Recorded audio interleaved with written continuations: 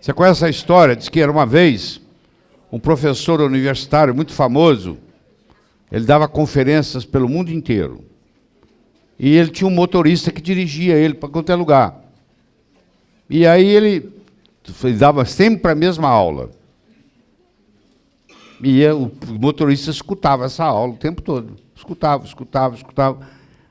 Aí um dia ele estava jantando com o motorista e ele falou assim, e aí, o que você acha das minhas aulas?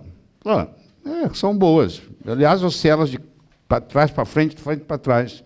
Falou, como? Pô, tem 19 anos que eu dirijo o senhor, pô. O senhor dá a mesma aula. Então eu já guardei.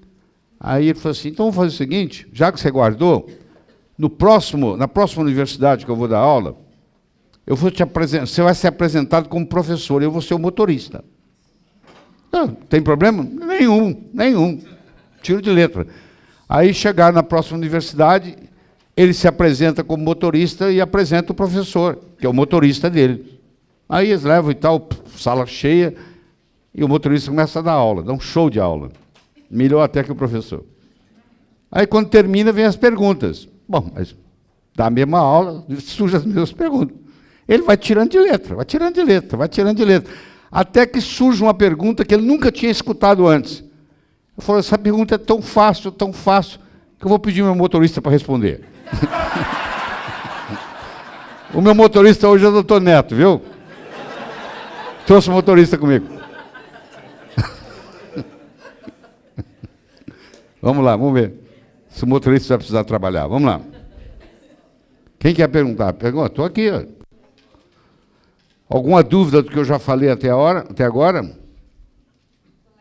Fala. Pega aí, querido. Pega o microfone. Essa proposta de tratamento de câncer que o senhor ainda vai expor, ela é feita juntamente com o tratamento de quimioterapia ou tem um momento ideal para isso? Vai ter coisas que você não pode fazer junto com químio. A grande maioria você pode. Eu quero que você entenda que um paciente que está fazendo químio com um oncologista, se você propor para ele para parar, 90% das vezes ele vai dizer não. Então, se você tiver uma arma que só serve, se você não estiver fazendo químio, é uma arma muito limitada. Então, eu vou te dar armas que ele só pode ser se ele não estiver fazendo químio. E vou te dar a maioria delas com químio ou sem químio, apesar da químio. Entendeu? Porque se eu fosse ensinar só isso, seria muito limitado o curso aqui, tá? Apesar da químio, você ainda vai curar o paciente. Tá bem? Tá bom? Então nós tivemos esse cuidado. Leva lá, ó. A mão está levantada, ela é do André, né, André? André. Doutor, eu sei que foge um pouquinho, mas a respeito da fosfetanolamina. Sim, vai ter o horário dela aqui, tá? Mas o que você queria perguntar, querido? Realmente essa polêmica, enfim, que está... Pena que você não estava aqui ontem à tarde, porque nós trouxemos o doutor Gilberto aqui para falar sobre a fosfetanolamina. Foi lindo, muito bonito, né? Comovente. Mas nós vamos conversar sobre ela, fica tranquilo. Provavelmente vai ser amanhã, tá? Mas tá bom. Oi, aqui a Edna aqui. Edna respeita. Você deve ser bem respeitado lá, né? O próprio nome já diz. Fala. Professor, o senhor falou vírus, especificamente vírus. O fungo... Nós vamos chegar lá. Vamos chegar lá. Também, né? Vamos chegar na glabata, vamos. Porque a Cândida albicans e glabata é a mesma. Só que a albicans se transforma em glabata para ficar patogênica. E na hora que nós propusemos a solução vai ser para vírus, para bactéria, para fungo, para parasita. Para resolver tudo. Uma cajadada só mata todos os coelhos. Uma evolução, né, dos parasitas. Tá bom? Então vamos continuar? Então vamos. Você quer perguntar, Sérgio? Leva lá o microfone para ele. Espera aí, deixa eu chegar a você, por favor. Está sendo gravado, tá? Tá bem.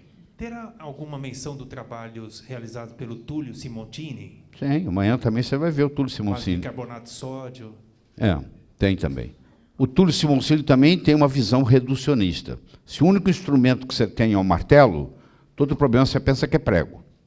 Então, o negócio dele é só bicarbonato de sódio. O que eu estou dizendo? O cara pega aquilo, tem um trabalho lindo, eu conheço o trabalho dele todo, vou mostrar o livro dele aqui, li várias vezes, mas também é reducionista. Eu diria que tem casos, sim, que funciona, mas não é todo caso que funciona. Entendeu? Eu quero te dar uma visão que qualquer coisa você vai resolver. Põe na cabeça, tratamento de câncer é multifatorial. Você nunca vai resolver com uma coisa só. O professor Simoncini disse que bicarbonato de sódio resolve tudo. Não resolve. Você vai me desculpar, mas não resolve. Pode resolver parte, mas não resolve tudo. Porque dependendo do mecanismo que chegou lá. Por isso que você tem que aprender uma abordagem multifatorial. Porque aí não interessa o que viesse, traça, entendeu? Última pergunta, quem está do lado aí? Oi, querido. Então, eu estou vendo que você juntou um monte de conhecimento que está espalhado por aí para trazer aqui para a gente. Estudou assim, com afinco nos últimos 3 meses muito mais coisa. E eu queria saber a experiência clínica disso, como é que está? A gente é que vai começar a ter? Não, querido, não é começar. Eu pego esses casos aí, tem gente aí que, por exemplo, a doutora Budwig tratou 2.400 casos de câncer terminal com o protocolo Budwig. Eu não preciso repetir o que ela fez. Ela dedicou 40 anos da vida dela a tratar câncer terminal. Publica isso com todos os seus detalhes. Eu vou lá e estudo. Você pergunta assim para mim, o protocolo Budwig funciona? Claro que funciona. Se funcionou para 2.400 pacientes durante 40 anos, você entendeu? Então, a experiência já está pronta, eu não tenho mais o que fazer. Eu quero que você entenda isso. Se eu pego uma experiência dessa... Mas a junção desse monte de Tá, você vai ver, você vai... está trazendo para a gente... Por isso que você está aqui, não é? Sim, tudo tá. isso junto e Então, você me dá um voto de crédito, tá? Você já fez curso comigo antes? Não, mas... Tá. Mas todos que estão aqui, a grande maioria, quer ver? Quem já fez curso comigo antes? Aí, menos você. Tá. Então, deixa eu te falar. Você me dá o crédito, que eu te entrego o resultado no final, tá? Tá bem? Dá um crédito. Você já viu um pintor pintando? Você não chega para a obra dele antes que ele acabou de pintar e fala que a obra não é boa. Quando o pintor termina de pintar, ele põe a assinatura dele embaixo. Você já viu? Eu vou colocar a assinatura às 6 horas da tarde amanhã. Legal. Tá bom? Obrigado. Obrigado. Então, vamos lá. É um caminho longo. Vamos lá. Vamos lá. Eu sei que muitos de vocês nem sabem onde fica a Tasmânia. A Tasmânia é um estado da Austrália. É um lugar lindo aí, olha aí. É uma ilha, é um estado australiano que chama Tasmânia. Por que eu estou trazendo a Tasmânia aqui? Porque a Tasmânia tem o chamado diabo da Tasmânia, ou também chamado demônio da Tasmânia. É o Tasmania Devil. Tanto pode ser traduzido como diabo, como demônio. Tem o demônio da Tasmânia, que é um bichinho que ele emite um som muito esquisito à noite. Ele é um bicho noturno e ele emite um som muito estridente e ele tem uma boca muito feia, muito grande. Ele gosta muito de morder, se bem que também ele pode ser, você pegar ele pequenininho, ele é bonzinho. Só que ele tem uma mania. Quando ele encontra com outro, um morde o outro na boca. Tá? Então é assim, aí um morde o outro no olho, é assim que se cumprimenta. E esse morder gera um tumor. Como eles têm essa mania de ficar, cada vez que um encontra com o outro, um morde o outro, eles começam a desenvolver um câncer. Claro, quem foi lá estudar o demônio da Tasmânia, pegou aquele câncer e viu que tem um vírus. Então está aqui uma demonstração no animal de que o diabo da Tasmânia, que está em extinção, porque estão morrendo por causa dessa porcaria desse vírus, esse tumor é muito feio, desenvolve desse jeito aqui que vocês estão vendo aí, ó. Olha lá, todos eles têm, ó, que ficam essa mania de morder um no outro. Então eu tenho que chegar a dizer para vocês, você pergunta assim, câncer é contagioso? Alguns são. Quero que você entenda isso, HPV é contagioso. Você vai ter uma relação sexual, você pega HPV, tanto homem quanto mulher, não tem problema. Tem alguns casos, que principalmente os viróticos, são contagiosos. Aqui é um estudo que foi feito nos Estados Unidos, eles pegaram uma penitenciária, um certo número de presos ganhou uma quantia de dinheiro para deixar para a família, e eles começaram a injetar câncer, células cancerosas, de outros indivíduos com câncer neles. Eles pagaram, fizeram tudo, e falaram, eu estou aqui mesmo, eu estou a fim de vou ficar aqui a vida inteira, você me dá $500 mil, eu dou para meus filhos, pode experimentar. Aí fizeram isso. E alguns desses presidiários tiveram câncer, outros não. Mas mostrou, o estudo mostrou o seguinte, você pode sim passar o câncer de uma pessoa para outra. Tanto é que está documentado, está publicado. Nem todo mundo pegou. Por que nem todo mundo pegou? Você entra numa sala, nem todo mundo gripa. Se tiver o vírus da gripe aqui, nem todo mundo gripa. Mas quem tiver com o sistema imune fraco, gripa. E aqui é a mesma coisa. Dependendo do seu sistema imunológico, você vai desenvolver o câncer ou não. Bonitinho, né? Cuidado para você não confundir efeito com causa, ou causa com efeito. Isso é um problema muito sério. No câncer isso acontece toda hora. Os estudiosos de câncer, muitos confundem causa com efeito. Como eu tive 3 meses para estudar e eu tenho uma mente científica extremamente crítica, vocês que não me acompanham, eu tenho 149 trabalhos científicos publicados em revistas médicas americanas indexadas. Eu desafio a você a encontrar qualquer médico brasileiro que tenha esse currículo. Você encontra médico que tem 10 trabalhos no exterior. Eu tenho 149 em revistas médicas americanas indexadas. Eu fui escravo da ciência durante 12 anos. Então, eu tenho uma mente crítica muito boa para ler, digerir, tirar o que é importante e jogar o resto fora. Eu levei muitos anos para ter esse treinamento.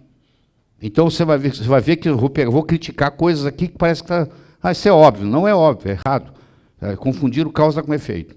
Eu sou conhecedor de estatística, sei como a estatística pode enganar o médico, porque o médico é naíve, é ingênuo na estatística. Então, você confundir causa com efeito é um problema sério. Então, o que aconteceu? Nós resolvemos trazer para você o que nós chamamos de novidades terapêuticas.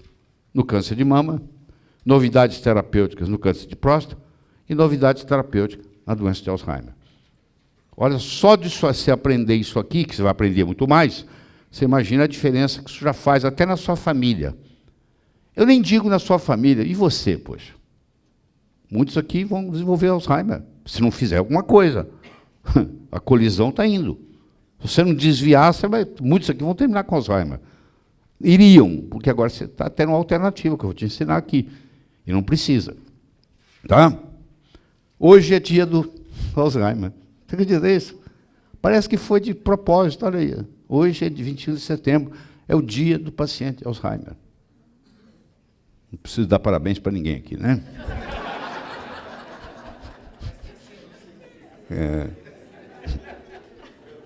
Tá bom?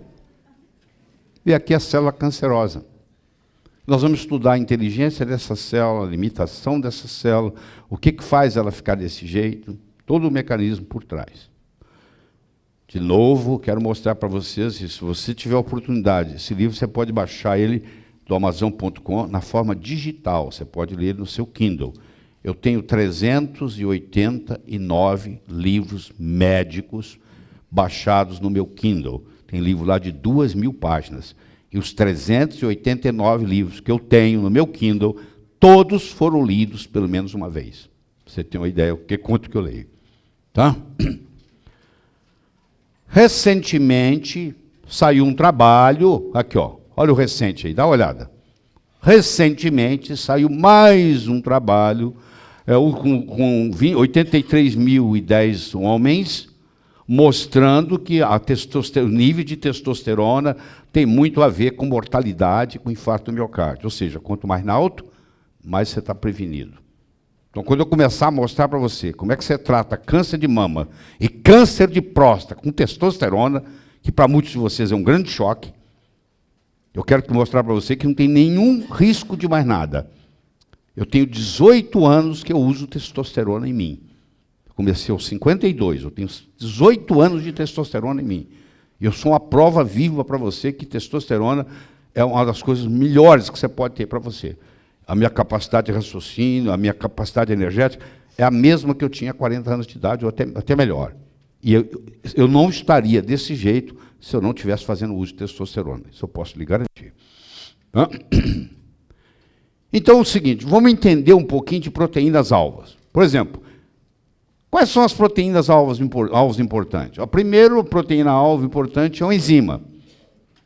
Enzima você pode bloqueá-la ou estimulá-la. Primeira regra que eu lhe dou, é a que vai servir para o resto da vida para você, é a seguinte: todas as vezes que você estimular ou bloquear uma enzima a longo prazo, você está procurando problema. Seja lá qual for. Inibidores da ECA para hipertensão. Se você fizer inibidor da ECA há muito tempo, você vai pagar um preço. Porque você está indo contra a fisiologia. Todas as vezes que você estimula ou bloqueia uma enzima por longo tempo, você está aplicando ação antifisiológica. Às vezes é necessário, às vezes é. Mas eu quero que você entenda que tem que ser por períodos, e não ad infinito. Vai chegar um dia que você está tomando seu captopril, você começa a tossir.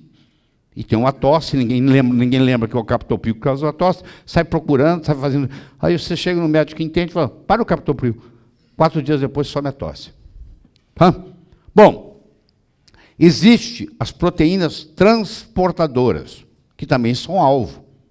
Então, como toda substância que for lipossolúvel não viaja no sangue, a não ser que tenha um caminhãozinho para ajudar, que em geral é uma lipoproteína. Por que é lipoproteína? Porque tem a parte lipo que segura a substância e a parte hidro que dilui no sangue. E elas também podem sofrer influências, tanto você bloqueando-as, estimulando-as, produzindo mais, produzindo menos. Você tem os canais de íons, também que podem ser bloqueados, bloqueador de cálcio, né? Bloqueador de sódio, tem os bloqueadores e tem os estimulantes também. Mas o que eu quero mostrar para você, tem até o que interessa aqui para o nosso trabalho hoje, são os receptores.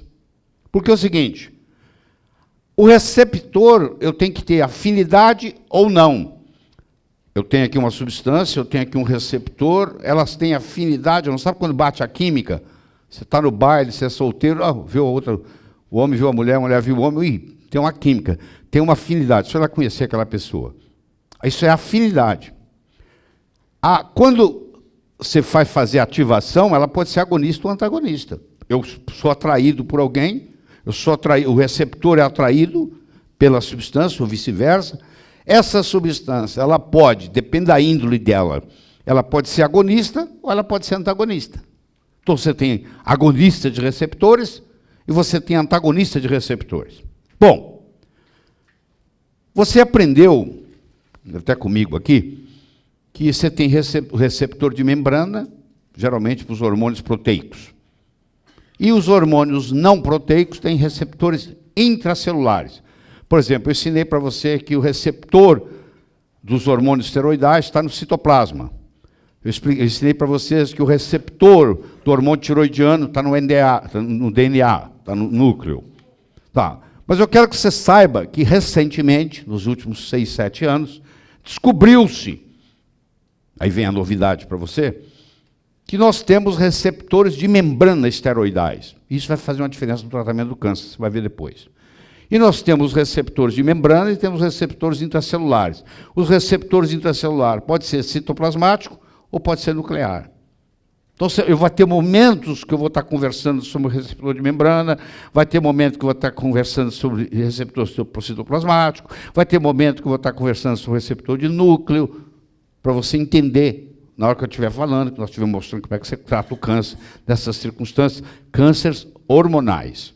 Isso aqui nós estamos conversando de receptores hormonais. Nós vamos conversar sobre outros tipos de receptores também, mas isso não deixa, a classificação é sempre a mesma. Ele pode ser de membrana ou ele pode ser intracelular. Tá bom. Isso aqui, essa frase, você tem que guardar ela para levar para o consultório. Nunca trate como o Simoncini trata, porque o Simoncini ele só usa bicarbonato. A abordagem do câncer tem que ser multifatorial. Porque a origem dele é multifatorial. É desnutrição, é toxicidade, é componente emocional. O Hammer só trata a parte emocional. Aqueles que a parte emocional predomina, tem um efeito fabuloso, espetacular. Mas nem todo mundo é assim. Você tem que ter um jogo de cintura, você tem para saber como é que se aplica. Nós vamos ensinando os modelos à medida que a coisa continuando. Você pode consertar o meu tumor cerebral? Ele está dizendo para o médico. Tudo o restante está bem. Então, lá, tirou o cérebro, colocou lá na cadeira, ele dizendo para o médico, não preciso de nada, meu problema é só o cérebro.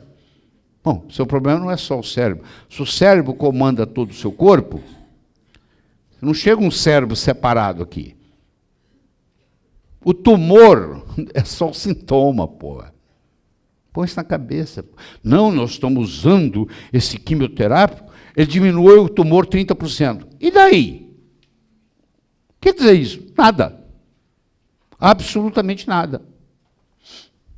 Então, é assim, para aprovar um quimioterápico, vocês vão ver aí, tem que diminuir o tumor tantos por cento durante tantos dias, durante um mês.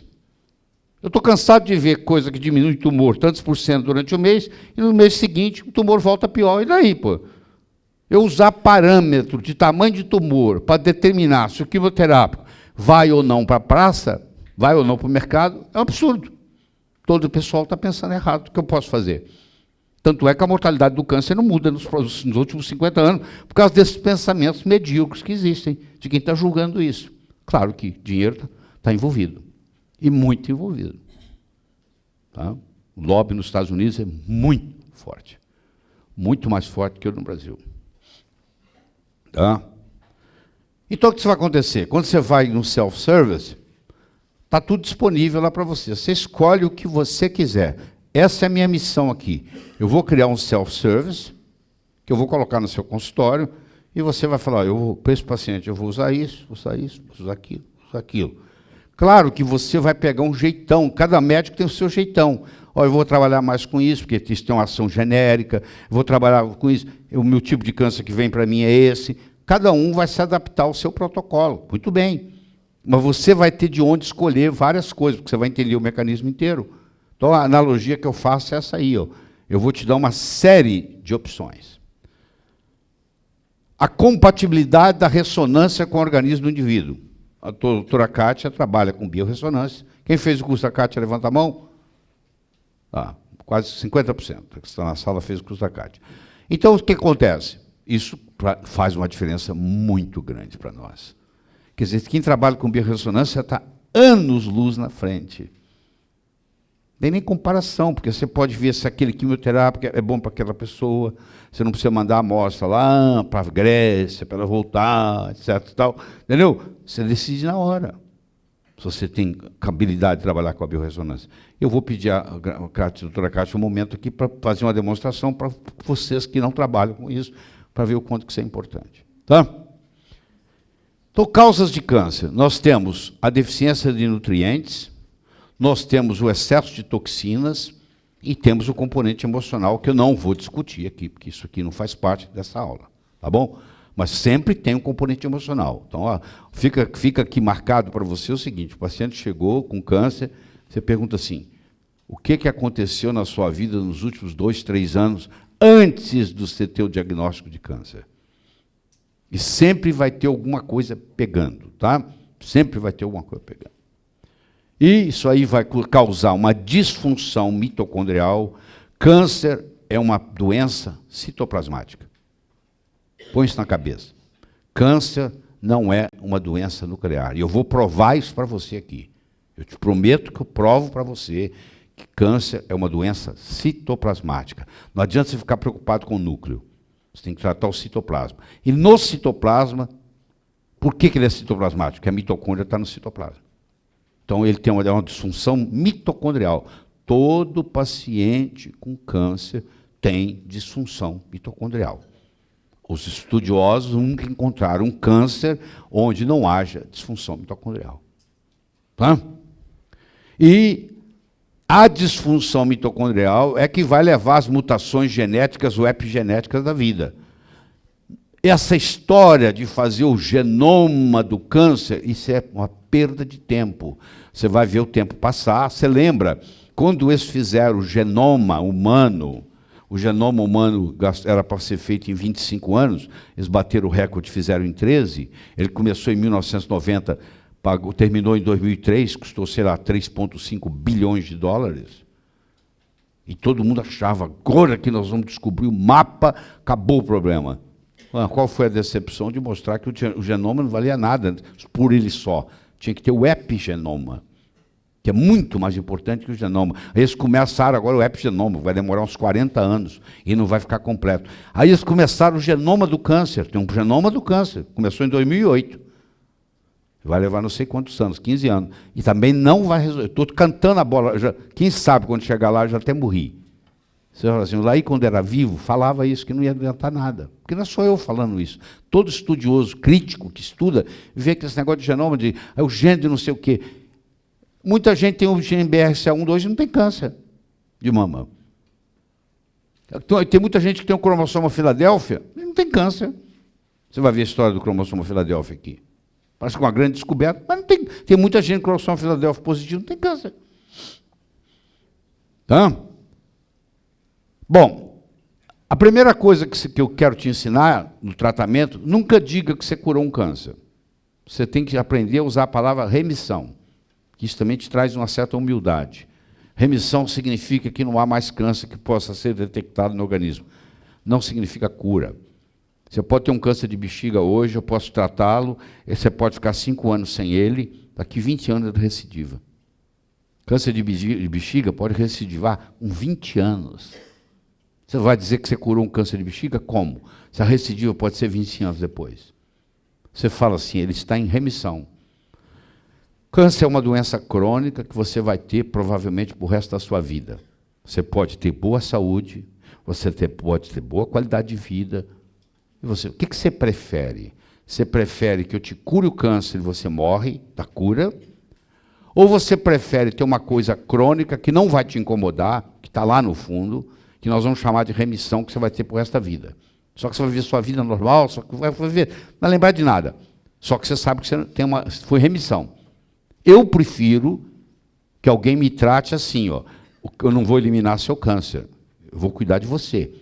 Você vai viver. O tempo que você vai viver, morrer talvez até mais velho do que você morreria, porque agora eu vou te dar suplemento, etc. Mas você vai ser um paciente com câncer cronicamente. Ah, tá bom. Igual tem um diabético que aceita que a diabetes não tem cura e vai ser diabético a vida inteira. Ou hipertenso que acredita que a hipertensão não tem cura e o médico fala assim, você tem que tomar antihipertensivo a vida inteira, que é o que você aprendeu na faculdade. Você que não trabalha, não faz o pós comigo, você acha que hipertensão é uma doença crônica, incurável, que não é verdade. Você só tem que descobrir a causa. E aí você trata a causa, a hipertensão vai embora. Conheço muita gente que deixou de ser hipertenso porque foi no médico certo, tirou, acabou. Ou é por deficiência de vitamina D, ou é por deficiência de magnésio, ou por excesso de ácido úrico, ou é por intoxicação por cádmio, ou é por intoxicação por mercúrio. Você tirou, acabou. A pessoa fica numa tensa. Então, aprenda isso. O senhor está em remissão. Estou curado, doutor? Não, o senhor está em remissão. Vou te falar o impacto que isso tem. Quando eu falo para o paciente que ele está em remissão, ele põe o pé no freio. Ele não volta a beber, ele não volta a fumar. Ele fala, opa, peraí, a qualquer momento isso pode voltar. Dá a ele uma responsabilidade pela saúde dele. Ele fala, eu tenho que ter uma qualidade de vida, só tem que ter uma qualidade de vida boa. Enquanto se eu tiver uma qualidade de vida boa, isso aí é administrado, não tem problema. Você está em remissão. E também evita você receber crítica dos seus colegas. Porque se você sair falando que você cura câncer, você vai ser preso. Alguém vai te denunciar no CRM e vai falar que você está curando câncer. Você fala assim, meus pacientes entram em remissão. Eu não curo câncer. Não, não curo câncer. Ninguém cura câncer. Se eu faço, eu coloco, eles entram em remissão. Então isso você tem que treinar na frente do espelho para você poder falar isso espontaneamente para o paciente. Você fala, mas isso é uma conversa negativa. Não, pelo contrário. Você tem que entender que ela é positiva, porque o paciente vai ficar preocupado e vai melhorar de vida, qualidade de vida. Então, estamos conversados? É remissão, não é cura. Tá bom? Bom, talvez para muitos de vocês a palavra misoneísmo é uma novidade. O que é misoneísmo? Misoneísmo é a versão, o que é novo ou que representa a mudança. Infelizmente, nós médicos somos pessoas misoneístas. A tendência é a gente achar que funciona aquilo que você aprendeu na faculdade. Estava tudo errado, tudo obsoleto. Porque seu professor de farmacologia já não estudava há muitos anos. Ele só lia o livro em português, que naquela época, para traduzir um livro de inglês para o português, levava 10, 15 anos, um livro médico. 15 anos depois ele comprava aquilo. Aquele já comprou aquele livro há 10 anos, já está com 25 anos de defasagem, e está dizendo para você que aquilo é verdade. Verdade para ele, não vale nada. E você pegou a porcaria daquela verdade, que não era verdadeira, e você congelou, e você fica usando ainda, se referindo à sua faculdade de medicina, que era obsoleta. E que está pior hoje, tá? Hoje está mais sucateado ainda. O médico sai muito menos preparado ainda, se é que isso é possível, mas é.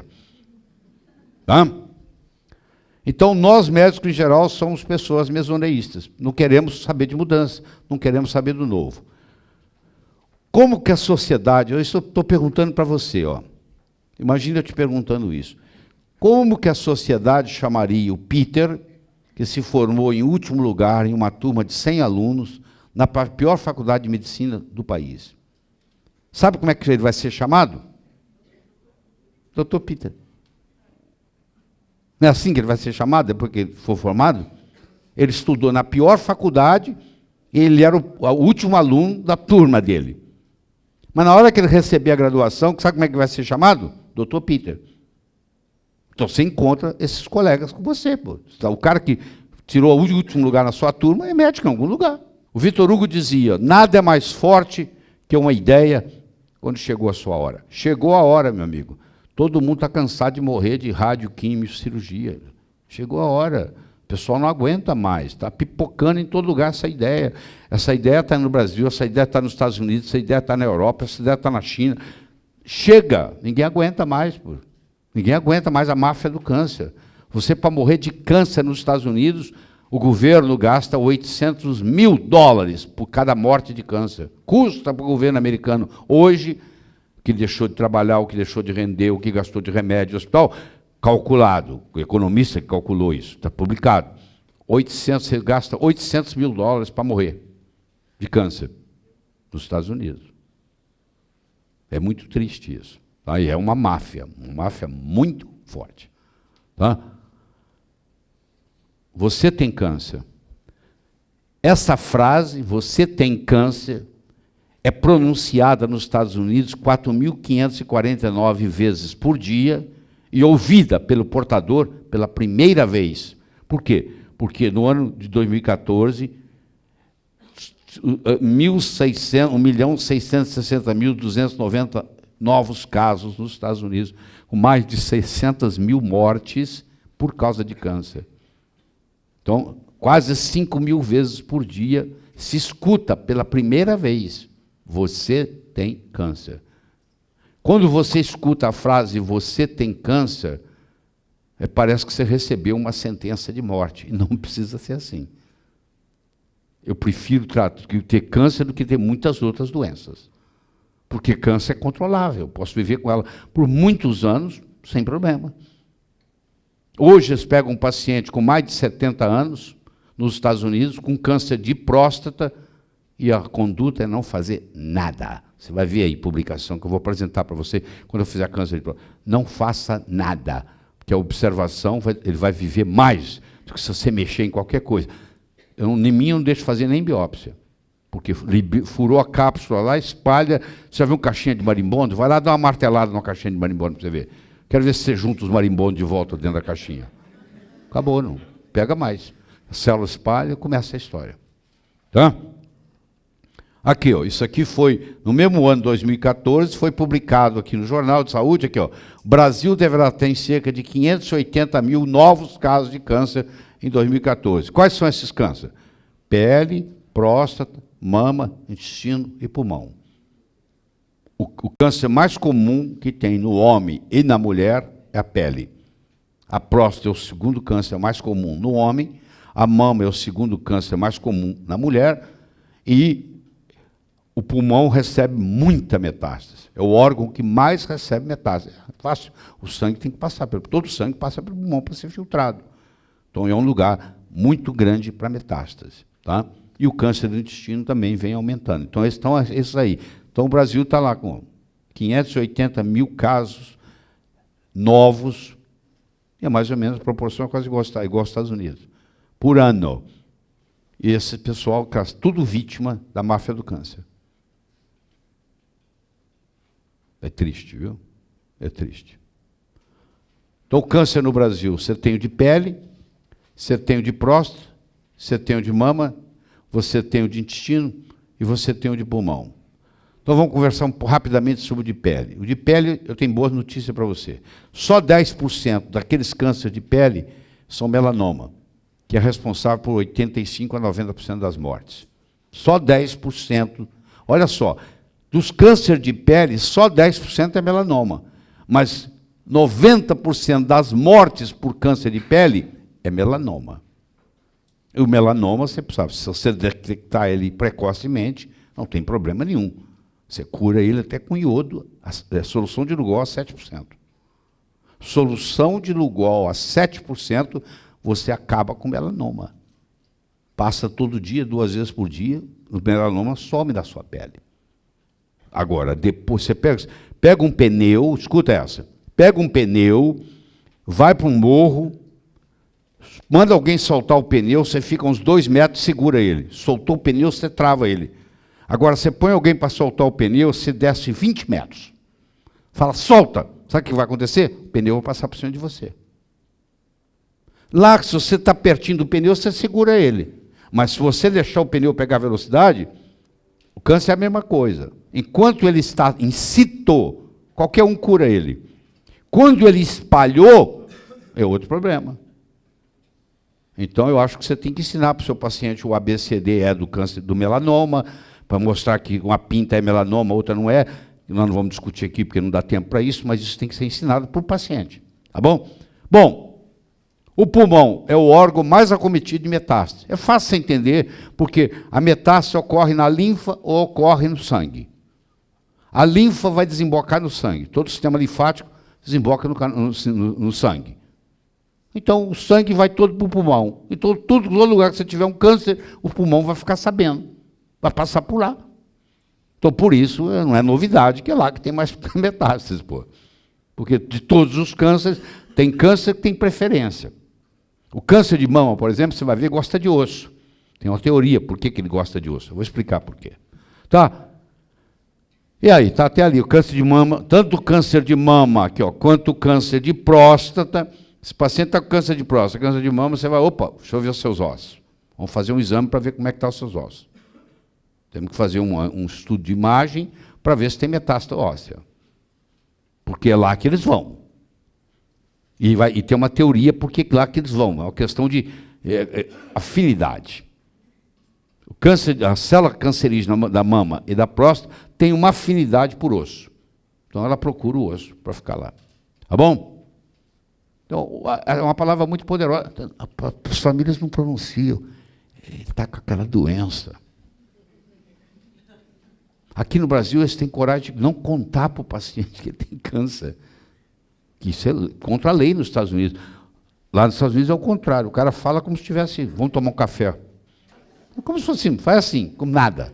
Sai pelo telefone, você acredita? Eu vi sair pelo telefone. O cara anuncia que a biópsia sua deu positiva, você tem câncer. Procura um oncologista. Assim, pelo telefone. É um momento que você tem, a pessoa precisa de apoio. O médico tem que saber cuidar disso. Ele tem que ter coragem de enfrentar esse problema difícil, que não é fácil. Nós vivemos enfrentando a vida e a morte como médico. A gente tem que saber estar nesse momento, e saber dar apoio para o paciente. Na hora de falar, faz a diferença. Porque naquela hora, se você falar que tem esperança, vai ter. Se você falar que não tem esperança, não vai ter. O paciente já sai dali com o sistema imune baixo, porque você falou que não tem jeito. Tá? Existem em torno de 250 tipos diferentes de câncer que podem se instalar no corpo humano. E você vai ver que todos eles, o mecanismo inicial básico é o mesmo. Então você pode tratar todos. Você vai aprender a tratar todos. Porque o mecanismo inicial é o mesmo. É momentos diferentes, modos diferentes, lugar diferente de ver, só isso.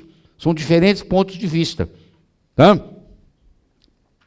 Câncer é apenas uma sintomatologia pleomórfica, pleo quer dizer muitos, que se apresenta, pleo em grego quer dizer muitos, que se apresenta de muitas formas, de que o corpo se encontra carente de vários nutrientes, ou intoxicado, ou sofrendo as consequências de um conflito emocional.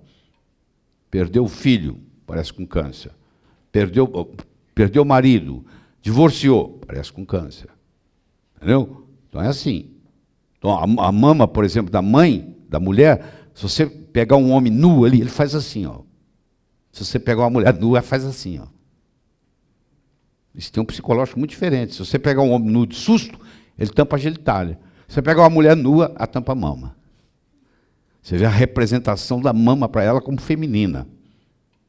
Isso tem uma repercussão muito forte. O câncer não é apenas um caroço no corpo, é uma doença que migra, evolui, invade órgãos, destrói tecidos e resiste a drogas. Então, é uma coisa muito mais complexa, por isso que chama síndrome do câncer. Não é simplesmente aquele tumor. Aquele tumor é nada mais, nada menos do que um sintoma. O tumor é sempre um sintoma. Você tratar o tumor é como se você estivesse tratando a febre numa infecção. Aquilo é apenas o sintoma. Põe isso na cabeça. Você tirou o tumor, não quer dizer que você tratou o câncer, não. Você tirou o sintoma, só isso. Põe isso na cabeça que muda a sua coisa. Então, as toxinas estão aumentadas, os nutrientes estão aumentados. Então, vamos ver aqui. O que acontece? Acontece que a célula cancerosa, ela muda de aeróbico para anaeróbico. Não é a diminuição do oxigênio, é a diminuição da utilização do oxigênio.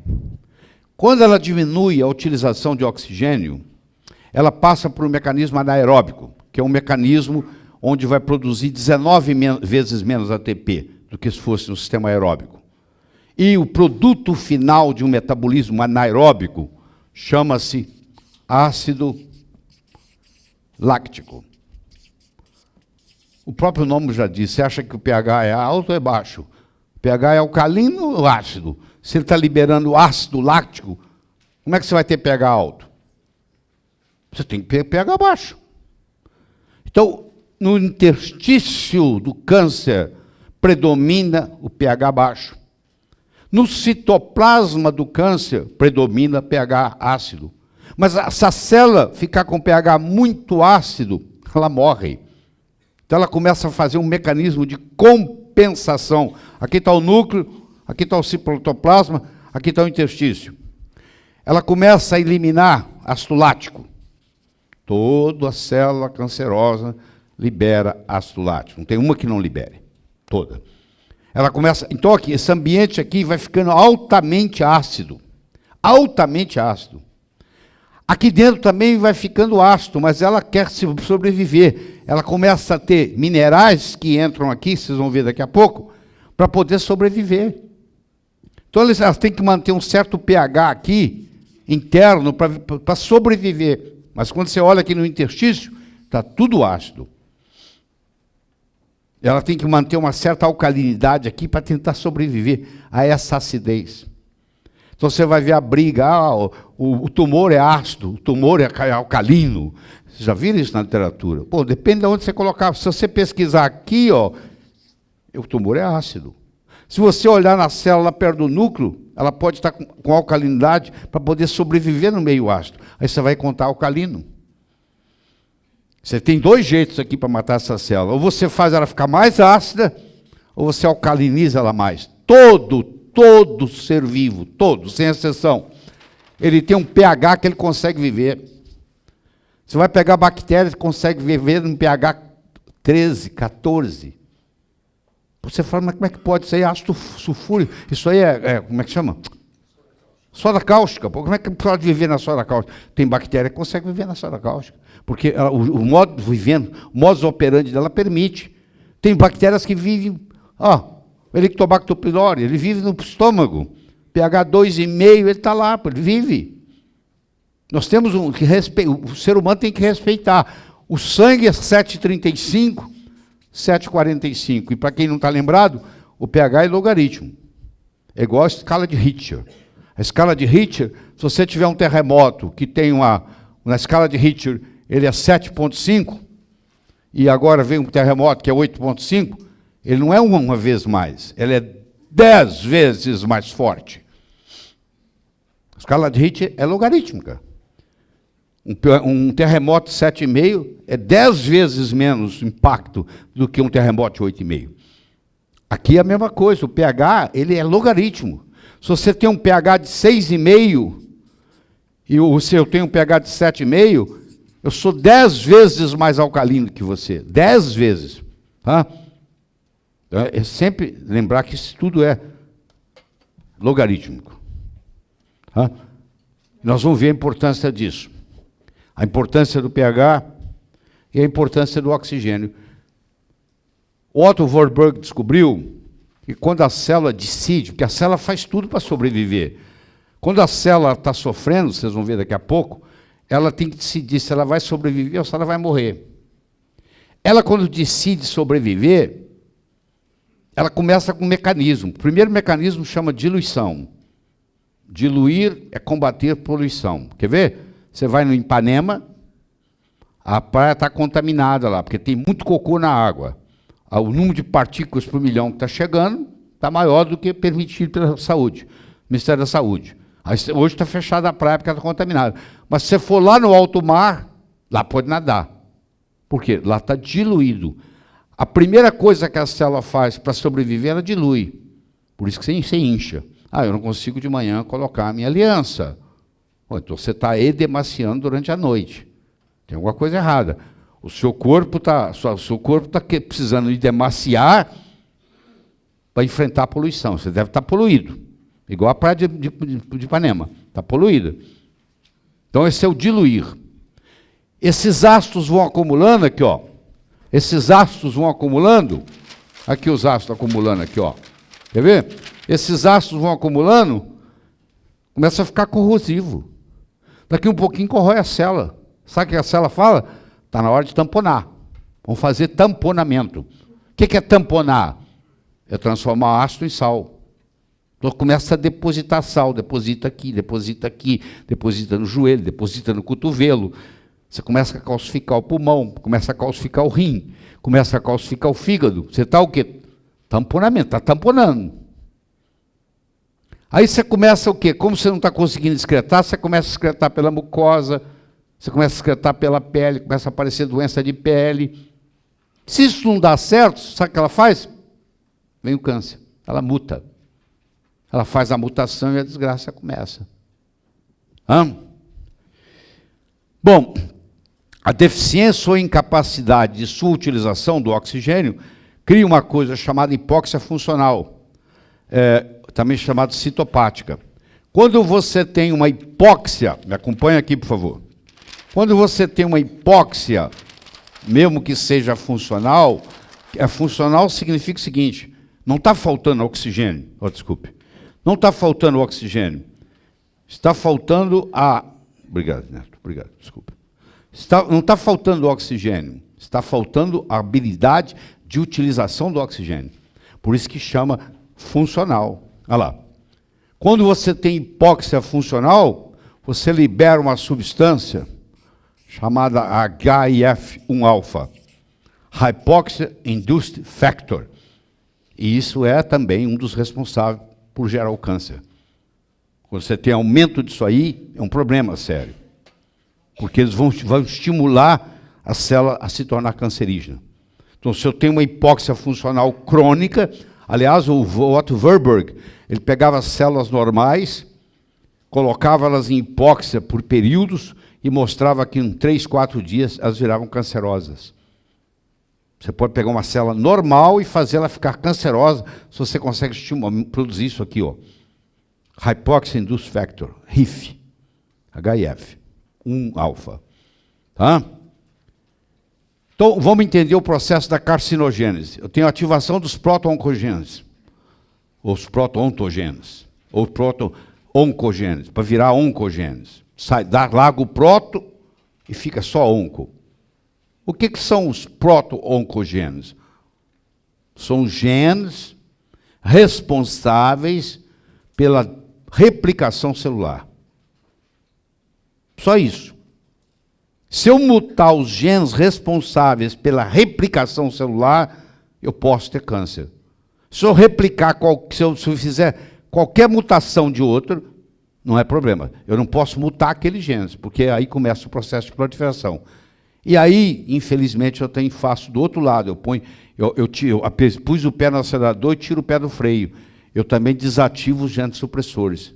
O BRCA1, BRCA2, que a Jolie tem lá, que tipo, ela diz tirou a mama, etc., eles são genes supressores. Eles não são oncogenes. Eles estão desse lado aqui, ó.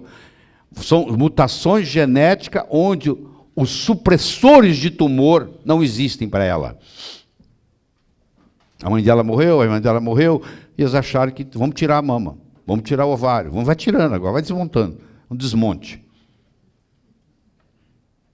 Entendeu? Por quê? São reducionistas, só pensam de um jeito. É uma doença metabólica, eu não preciso fazer isso. Eu posso inibir essa história toda. Daí que vem a epigenética. Então, aqui é o acelerador do câncer, aqui é o freio do câncer. Se eu aumento o acelerador e diminuo o freio, eu tenho uma coisa chamada colisão. E tem uma série de proteínas intermediárias que entram na jogada, que eu não vou discutir com vocês, porque é muito trabalho para pouco resultado. Não faz diferença, para você entender, para você resolver os problemas do seu consultório. Bom, então uma célula saudável, ela é alcalina. O seu sangue é 7,35, 7,45, é mais ou menos assim que fica a sua célula. Só que o seu sangue não abre mão. Ele fica em torno de 7,4. 7,35, 7,45, ele fica em torno de 7,4. E ele faz tudo para ficar em 7,4. Mesmo sacrificando o tecido. O que eu quero dizer para você? Eu posso medir o pH do seu sangue, está normal. Isso não garante que o tecido não esteja normal. Você pode ter um pH sanguíneo normal e um pH tecidual ácido. Porque vai sacrificar quem? O tecido. Para quê? Para manter quem? Manter o sangue. Então, o meio de uma célula saudável é alcalino. O metabolismo dela, ela utiliza oxigênio. Ela é aeróbio.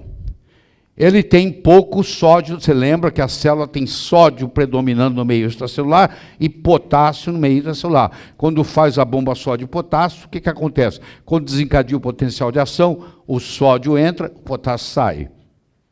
Mas numa célula em repouso, ela tem muito mais sódio fora da célula do que sódio dentro da célula. Tá? Então você vai encontrar a concentração de sódio intracelular comparada com o extracelular menor. E as proteínas de uma célula saudável são levógenas. L-glutamina, L-leucina. Pega os aminoácidos que você compra. Eles são todos L.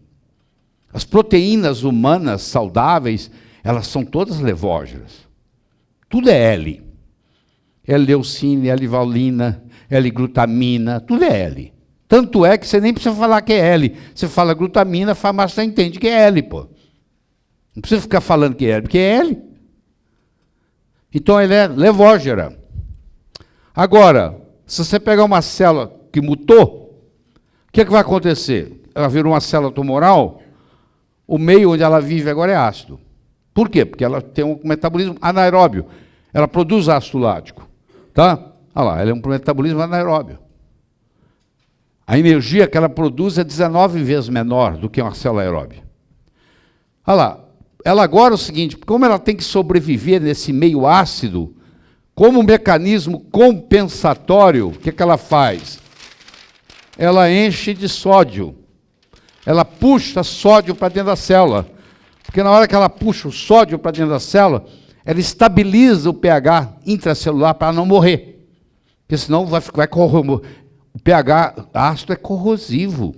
Põe ácido fúrico na sua mão para você ver o que acontece. Corrói sua mão. Então ela começa a ficar corrosiva, ela não pode morrer corrosiva. O que ela faz? Ela puxa o sódio para dentro da célula.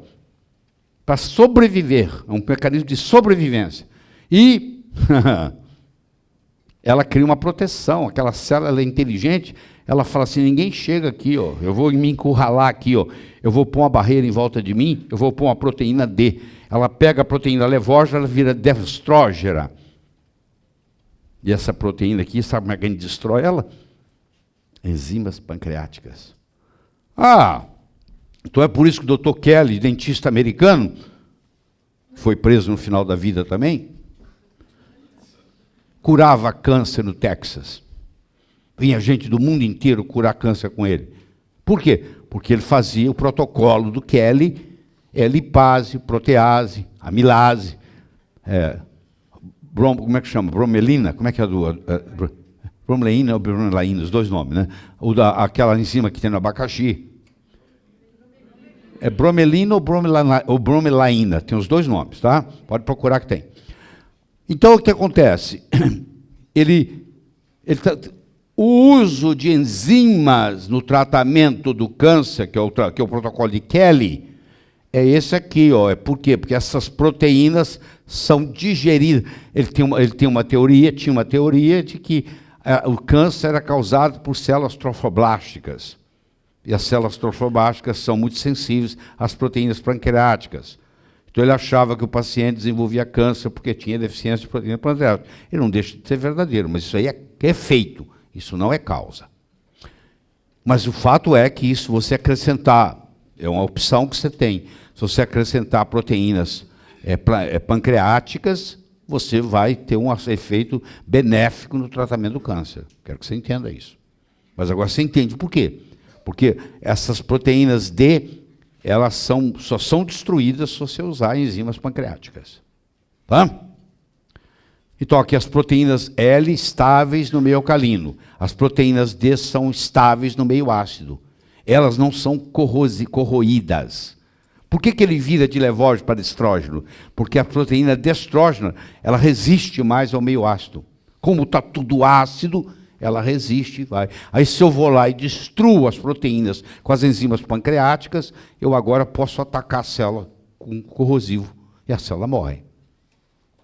Tem 3 jeitos de uma célula morrer, para quem não sabe.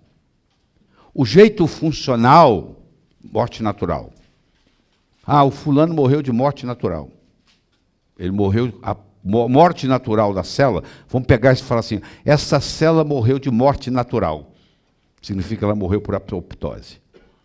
Apoptose significa suicídio. Uma célula, quando tem uma morte apoptótica, ela cometeu suicídio. O Dr. Gilberto estava aqui ontem falando da caspase 9. Caspase 9 é a chamada enzima executora.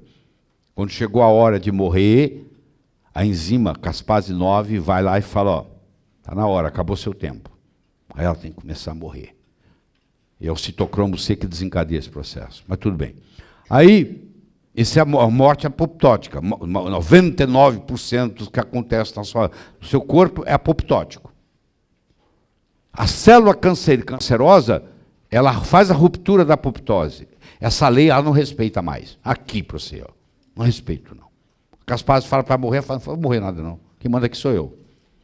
Ela se torna independente. Ela rompe o paradigma da apoptose. O segundo jeito de uma célula morrer, você está pregando um prego, dá uma martelada no dedo, pá, e necrosou. Necrosou, olha aí, já mudou, já não é apoptose, é necrose. É o jeito não natural da célula morrer, ela morreu por necrose. Ela não se suicidou, alguém matou ela, foi assassinada. Deram uma martelada nela, ela foi assassinada, necrose. E tem um terceiro tipo, que é característico da célula cancerosa, que chama Auschwitz. Schwitz, C-H-I-Z-I-S. Auschwitz, onde ela cospe o núcleo fora. Auschwitz. A-U-T-O-S-C-H-I-Z-I-S. Schwitz, que em inglês quer dizer split. Ela se parte em duas. Ela cospe o núcleo. Então é um jeito de você matar a célula. Tem remédios, tem abordagens, tem medicamentos que causam o Auschwitz, que é um jeito próprio, é característico só da célula cancerígena. Ela é a única que consegue morrer desse jeito. Tá? Vamos lá. Então aqui, por exemplo, vou te explicar. Você tem a hidroterapia no tratamento do câncer. O que é a hidroterapia? Os espanhóis são muito bons nisso, né? Como é que chama? Dr. Alberto Marti Bosch. Dr. Alberto Marti Bosch é um espanhol ele faz muito hidroterapia. Ele é um jeito barato de você tratar câncer. Você pega uma banheira, enche ela pela metade, coloca 2 quilos de sal, de preferência sal grosso, mexe lá, e aí o paciente todo dia deita nessa água e ele está fazendo como se fosse uma hemodiálise. Ele faz uma hemodiálise. Se a pessoa é pobre e não tem hemodiálise por perto, é assim que você cura. Faz a pessoa todo dia tomar um banho de sal e ele continua, baixa a creatinina, baixa a ureia. É como se estivesse fazendo uma diálise peritoneal ou uma hemodiálise.